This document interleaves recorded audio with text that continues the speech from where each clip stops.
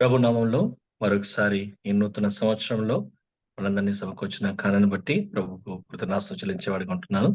ఈ సాయంకాల సమయంలో దేవుని యొక్క వాక్యం నిమిత్తము యెషయా గ్రంథము 43వ అధ్యాయం 18, 19 వచనాలు మనం కలిసి కూడా చదువుకుందాం. యెషయా గ్రంథము 43వ అధ్యాయము 18, 19 వచనాలు మనమందరం కలిసి చదువుకుందాం. మునుపటి వాటిని జ్ఞాపకం చేసుకొనకుడి, పూర్వకాలపు సంగతులను తలంచుకొనకుడి. ఇదిగో నేను ఒక నూతన క్రియ చేయుచున్నాను, ఇప్పుడే అది మొలుచును, మీరు దానిని ఆలోచింపరా. నేను అరణ్యంలో త్రోవ కలగజేయుచున్నాను, ఎడారిలో నదులు పారు చేయుచున్నాను. దేవుడి యొక్క వాక్య భాగాన్ని ఆశించి దీవించలాగుండా దేవుని యొక్క సహాయం నిమిత్తం ప్రార్థన చేసుకుందాం. ప్రేమ కలిగిన పరలోకపు తండ్రి, సర్వశక్తి గల దేవ, సర్వోన్నతుడ, సర్వకృపాణ తండ్రి, నిన్న నేడు నిరంతరం ఏకరీతున్న దేవ, నీకే వేల కోట్లాది స్తోత్రాలు. ఈ నూతన సంవత్సరంలో మరొకసారి మమ్మల్ని అందరినీ కూడా సజలకలో ఉంచి నీ నామాన్ని స్తుతించి నీ వాక్యమును ధ్యానించడానికి ఇచ్చిన కృపను బట్టి దేవా, నీకే వేల కోట్లాది స్తోత్రాలు. నిజంగా తండ్రి, నీ విడుదల ఎదుట నిలవడానికి ఏమాత్రం యోగ్యత లేని వాడను. మీ శిలుచర్లు నన్ను మరుగుపరిచి దళ సింహాసనం నుంచి మీరే మాతో మాట్లాడి సంపూర్ణమైన ఆత్మ స్వాతంత్రం తండ్రి తేటగా నీ వాక్యం మాకు బోధించి నీ వాక్యానుసారంగా మేము జీవించటకు సహాయం చేయమని బ్రతిమాలకుంటున్నాం.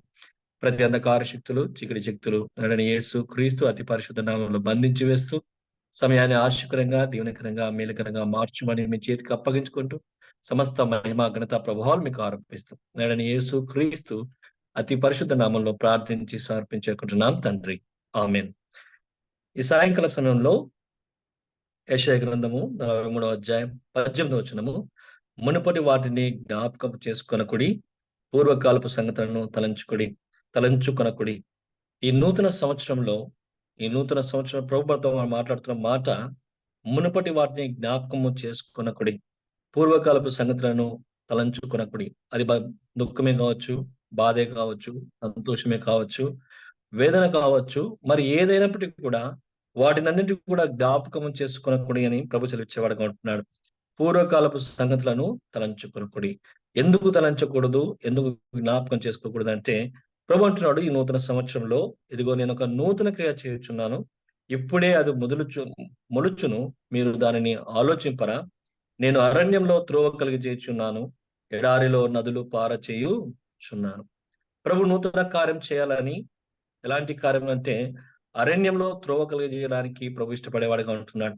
ఎడారిలో నదులు పారజేయడానికి ప్రభు ఇష్టపడేవాడుగా ఉంటున్నాడు.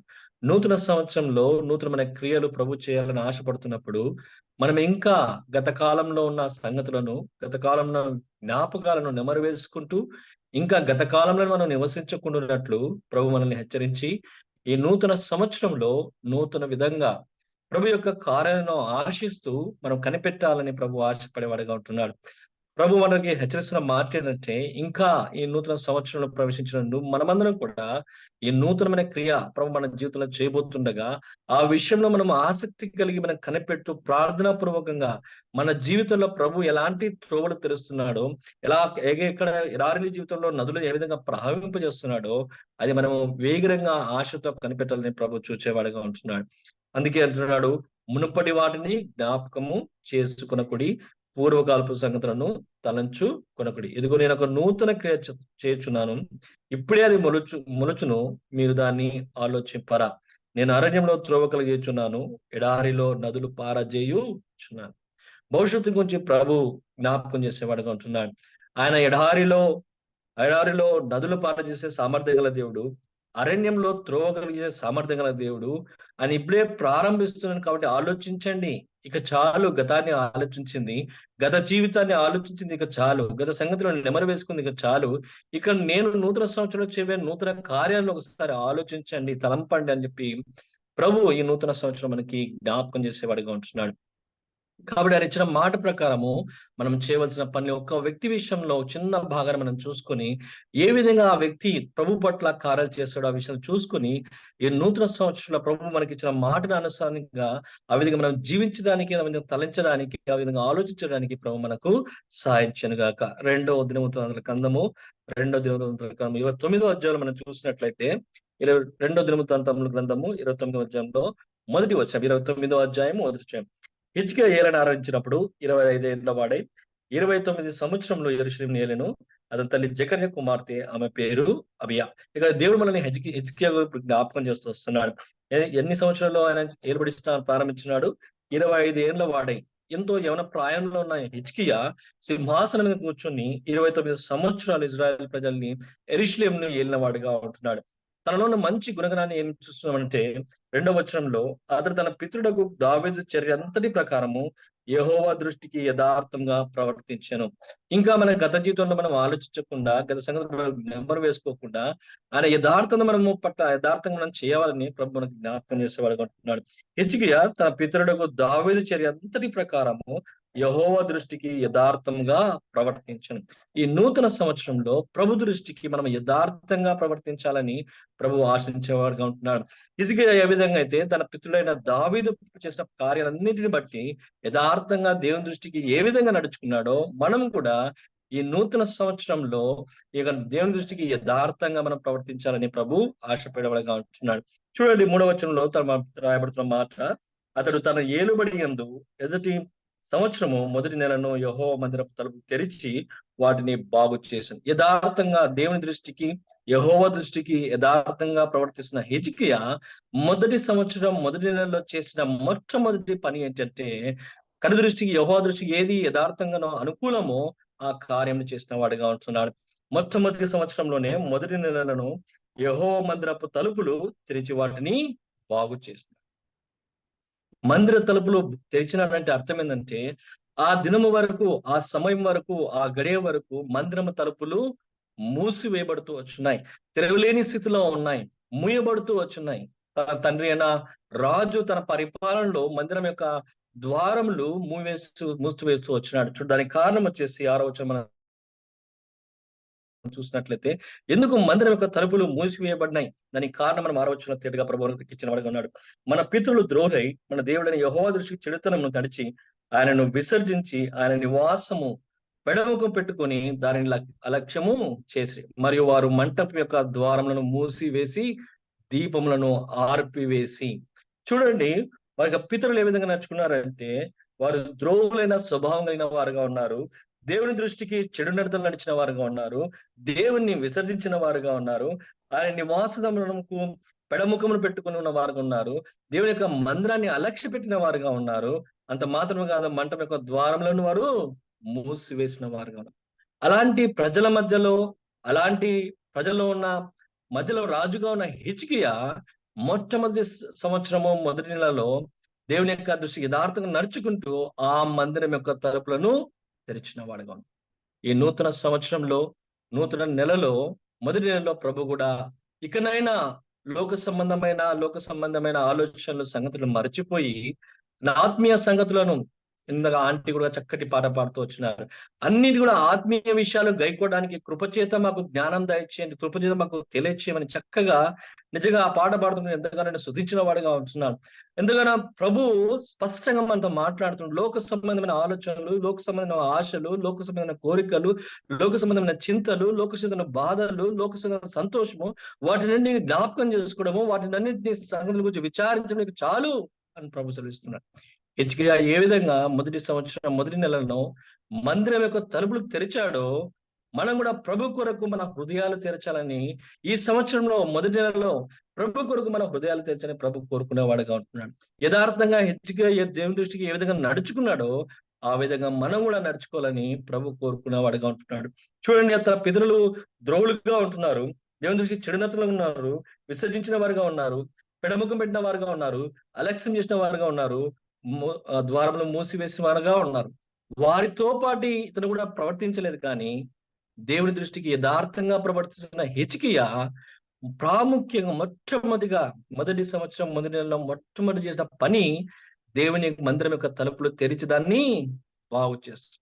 మన పడిపోయిన బలిపీఠాలు, మన పడిపోయిన విశ్వాసము, సన్నగిలిన విశ్వాసము, గత సంవత్సరంలో అనేకమైన కారణాలను బట్టి, బలహీనతలను బట్టి ఎక్కడైతే సన్నగిలిపోయిందో ఆ విశ్వాసాన్ని తిరిగి కట్టుకోవడానికి, తిరిగి తెరడానికి, తిరిగి బాగు చేసుకోవడానికి ఈ నూతన సంవత్సరం మొదటి నెలలో నువ్వు ప్రయాసపడని చెప్పి ప్రభుత్వేతగా హెచ్చరించేవాడుగా ఉంటున్నాడు. చూడండి, ప్రకటన గ్రంథం 3వ అధ్యాయంలో 20వ వచనంలో స్పష్టంగా ప్రభు మనతో మాట్లాడుతున్నాడు. చూడండి, ప్రకటన గ్రంథము 3వ అధ్యాయం 20వ వచనంలో మనం చూసినట్లయితే, ఇదిగో నేను తలుపు వద్ద నిలిచుండి తట్టుచున్నాను, ఎవడైనా నా స్వరం విని తలుపు తీసిన ఎడల నేను అతని ఎద్దుకు వచ్చి అతనితో నేనును నాతో కూడా అతను భోజనం చేయదుము అని ప్రభు సెలవిచ్చేవాడు. ఆయన మన హృదయపు తలుపు దగ్గర తట్టుతూ ఉన్నాడు.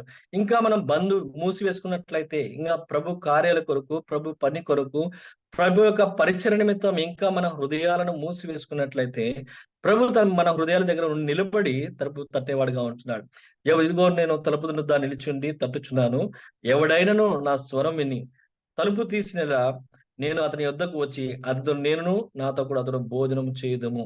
భోజనం చేయాలని ప్రభు ఆశపడుతున్నాడు. అంటే సహవాసం కలిగి ఉండాలని, ఈ సంవత్సరంలో ప్రభు మనతో సహవాసం ఉండాలని ప్రభు కోరుకునేవాడుగా ఉంటున్నాడు. కాబట్టి ఈ నూతన సంవత్సరంలో మొదటి నెలలోనే ప్రభు మనకి ఇచ్చిన హెచ్చరిక, ఈ దినమైన నువ్వు తలుపులు నీ తలుపు తీసినట్లయితే నీ లోపల ప్రవేశించి నీతో భోజనం చేస్తాను, సహవాసం చేస్తాను, నేను ఇచ్చిన వాగ్దానం ఈ నూతన సంవత్సరం నూతన క్రియలు నేను చేయబోతున్నాను చెప్పి ప్రభు మనల్ని హెచ్చరించేవాడుగా ఉంటున్నాం.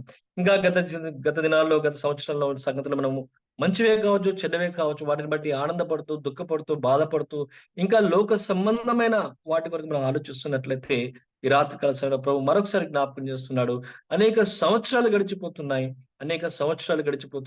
మరొక నూతన సంవత్సరం దయాకరెడ్డిగా ప్రభు మనకి ఇచ్చినాడు.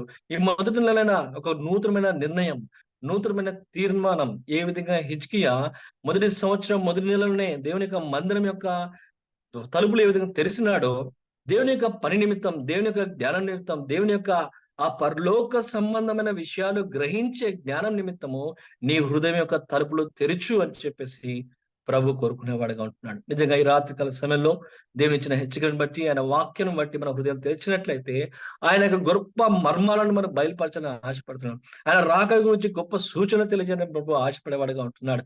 ఇంకా అనేకమైన విషయాలు మనకు తెలియచేసి నశించిపోయే ఆత్మల యొక్క భారాన్ని కూడా ప్రభు మనకి ఇవ్వాలని కోరుకునేవాడుగా ఉంటున్నాడు. విశ్వాసులుగా, క్రైస్తవులుగా, క్రీస్తు నమ్మిన వారుగా ఆయన వాక్యం అనుసరిస్తూ మనం జీవిస్తున్నప్పటికీ కూడా ఇంకా లోక సంబంధమైన, లోకానుసారమైన వ్యవధులను మనం మునిగిపోతున్నట్లయితే ఈ రోజున మనం మేలుకోవాలని చెప్పి ప్రభు మనతో హెచ్చరించేవాడుగా ఉంటున్నాడు. హిజ్కియా కేవలం యవనస్తుడుగా 20 సంవత్సరంలోనే ఆయన రాజుగా వచ్చినాడు. కానీ ఎంతో గొప్ప ఆలోచన, ఎంతో గొప్ప దృక్పథం దేవుని వైపు ఆయన చూచిగా ఉన్నాడు. ఆయన సంఖ్యనెత్తుకోలేదు, రాజ్యాన్ని చూసుకోలేదు, తన బలాన్ని, తన గుర్రాలను, తన రథాలను, తన ప్రజల యొక్క సంఖ్యను, తన సైన్యంను ఏ విషయంలో కూడా తన ప్రాధాన్యత ఇవ్వలేదు. కానీ మొట్టమొదటి ప్రాధాన్యత దేవుని మందిరానికి ఇచ్చి తలుపు తీసి బాగు చేసిన వాడుగా ఉన్నాడు. దేవుని అంతగా యథార్థంగా దావీదు ఏ విధంగా ప్రేమించినాడో, తన పితృడైన దావీదును అనుకరించిన హిజ్కియా యథార్థంగా దేవుని దృష్టికి ప్రవర్తించి దేవుని యొక్క మందిరాన్ని తెరిచిన వాడుగా ఉన్నాడు. నిజంగా అటువంటి ఆసక్తి చూపించిన గనుకనే అంతగా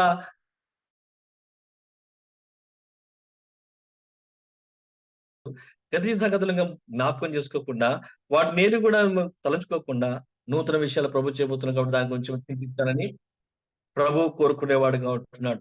చూడండి, యావేలు గ్రంథం 2వ అధ్యాయంలో 12వ అధ్యాయం చూసినట్లయితే ప్రభు ఎంతో స్పష్టంగా ఇప్పుడైనను మీరు మారు మనసు మీరు ఉపవాసం ఉండి కన్నీరు విడిచు దుఃఖించుచు మనపూర్వక తిరిగి నా యొద్దకు రండి. ఇదే యెహోవా. ఈ సంవత్సరంలోనైనా, ఈ నూతన సంవత్సరంలో మొదటి నెలలో ప్రభు వైపు తిరగాలనే ఆశ, ప్రభు కార్యాల్లో చేయాలనే ఆశ, ప్రభు కొరకు హృదయం తెరవాలనే ఆశ. ఒకవేళ నోరు కూడా మనం మూసివేసుకున్నామేమో, ఆయన మాటలు పలకకుండా, ఆయన వాక్యం చదవకుండా, ఆయన వాక్యాన్ని బోధించకుండా, ఆయన ప్రేమను, సువార్తను వెల్లడి చేయకుండా అనేక సంవత్సరాలుగా మనం నోరు మూసుకున్నట్లయితే ఈ నూతన సంవత్సరం మొదటి నెలలో తీర్మానం చేసుకుందాం. ప్రభా, నువ్వు నాకు ఇచ్చిన ఆరోగ్యాన్ని బట్టి, నువ్వు నాకు ఇచ్చిన నోరుని బట్టి నేను నోరు తెరిచి, నువ్వు ఇచ్చిన రక్షణ బట్టి నా నోరు తెరిచి ఈ సువార్తను నేను ప్రకటిస్తాను, నీ ప్రేమను నేను చూపిస్తాను, నీ ప్రేమపూర్వకమైన మాటలు నేను మాట్లాడతాను, నీ వాక్యాన్ని నేను బోధిస్తాను, నీ వాక్యాన్ని నేను చదువుతాను, నీ వాక్యాన్ని నేను తెలియచేస్తాను. ఎంతకాలం మనం నోరు మూసుకునే వారిగా ఉంటాం? ఎంతకాలం మనము ఇంకా తెలియని వారిగా, చిన్నపిల్లవారి ఇతరులని చెప్పలేని వారిగా, ప్రార్థించలేని వారిగా ఉంటాం? ఒకవేళ అలాంటి స్థితిలో ఒకవేళ మనం ఉన్నట్లయితే మరొకసారి ప్రభు మనల్ని ప్రేమ పొరిగిస్తున్నాడు. చాలు, పూర్వకాలం మీరు జ్ఞాపకం చేసుకోవద్దని, జ్ఞాపకం సంగతులు విచారించవద్దు. ఈ సంవత్సరం నూతన కిరంగా మొదటి సంవత్సరం మొదటి నెలలో ఏ విధంగా హిజ్కియా ద్వారం తెరిచినాడు దేవుని పని నిమిత్తం. నిజంగా అధ్యాయం ముందు చదువుకున్నట్లయితే కేవలం ద్వారం తెరచడం మాత్రం, బాగు చేయడం మాత్రం కాదు, కానీ మందిరంలో జరగవలసిన ప్రతి క్రియ కూడా సక్రమంగా నియమించి జరిగించిన వాడుగా ఉన్నాడు. అంటే అంత ఆసక్తిగా దేవుని పని పట్ల ఎంతో గొప్ప ఆసక్తి హిజ్కియా చూపించిన వాడిగా ఉన్నాడు. ఈ సంవత్సరం దయాకరీగా దయచేసిన ప్రభువు మన కృతజ్ఞతలమై ప్రభు కొరకు ఈ సంవత్సరం అంతా ఆయన పనుల్లో, ఆయన కార్యంలో, ఆయన ఉద్దేశంలో, ఆయన సంకల్పంలో, ఆయన చిత్తంలో నెరవేర్చడానికి ప్రయాసపడడానికి మన హృదయాలు తెరిచి, మన నోరు తెరిచి ఆయన సన్నిధికి సమర్పించుకున్నప్పుడు ఆయన గొప్ప కార్యం. ఎలాంటి కార్యాలంట? ఎడారిలో ఆయన నదులను పారు చేసేవాడుగా ఉన్నారు. అరణ్యంలో త్రోవను కలగజేసేవాడు. ఆ సామర్థ్యం గల దేవుడు అది మొదలు పెట్టాడని చెప్పేవాడుగా ఉన్నాడు. అది ఆలోచించండి అని, ఆ విషయం గురించి చింతించండి అని, ఆ విషయం గురించి కనుక్కోండి అని ప్రభు హెచ్చరించేవాడుగా ఉన్నాడు. ఆ విధంగా అలాంటి ఆత్మీయమైన మనోరథులు తెరవబడిన వారమై ప్రభు యొక్క కార్యాలను కనిపెడుతూ ప్రభు కొరకు మన హృదయాలను తెరిచిన వారుగా, మన నోరు తెరిచి ఆయన పరిచయంలో పాల్పొందేవారుగా ప్రభు మనల్ని వాడుకోవడానికి ఇష్టపడుతున్నాడు. ఆయన వాక్యాన్ని మనకు జ్ఞాపకం చేసేవాడుగా ఉంటున్నాడు. అలాంటి పురుకొల్పుతో ఈ నూతన సంవత్సరం మొదటి నెలలో తీర్మానం చేసుకుని, ప్రభా ఈ సంవత్సరం అంతా నీ కొరకు నేను పనిచేయలాగున్నా, నీ మందిరం పట్ల ఆసక్తి కలిగిన, నీ సువార్త పట్ల ఆసక్తి కలిగిన, నశించిపోయే ఆత్మల పట్ల భారం కలిగి ప్రార్థించులాగున్నా, నా యొక్క నోరు ఇప్పడానికి, నా హృదయం ఇప్పడానికి, సిద్ధంగా ఉండడానికి నేను తీర్మానం చేసుకుంటానని చెప్పి ఆయన తీర్మానం చేసుకుని ప్రభుకు సమర్పించుకున్నప్పుడు ప్రభు మనల్ని వాడుకొని గొప్ప కార్యం చేయాలని ప్రభు ఆశపడుతున్న వాటిగా ఉంటున్నాడు. ప్రభు అట్టి కార్యం జీవిత చేతుల్లో కన్నా ప్రభు మనకు సహాయం చేయను గాక.